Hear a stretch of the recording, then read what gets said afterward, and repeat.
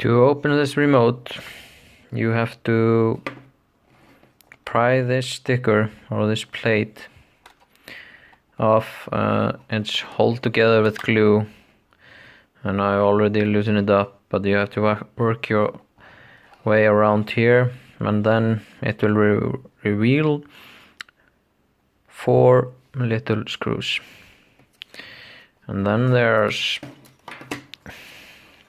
screw here, and those are hidden under this rubber thingy. There is no screw here under this sticker, but there is a screw here. Then you have to pry your remote open.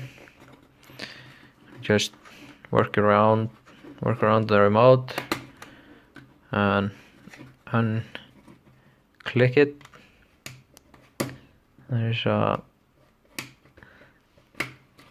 There's this plastic thing that holds it together. You just work around here. It's gotten a little loose with mine because I've done it. There we go. There we go. And then there's just this one ribbon cable. You have to just unplug it, but if you're going to fix that scroll wheel, when the scroll wheel goes up and down when you use the pointer, you will just have to short these pins.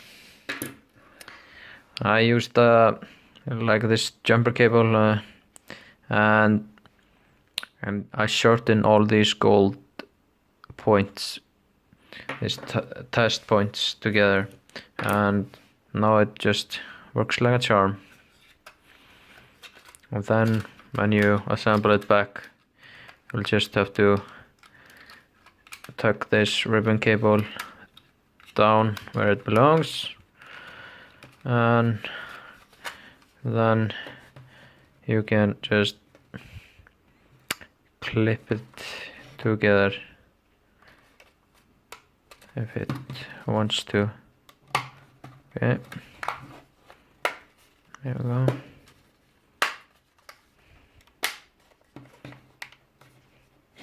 And then there's just the screws here, here, and here.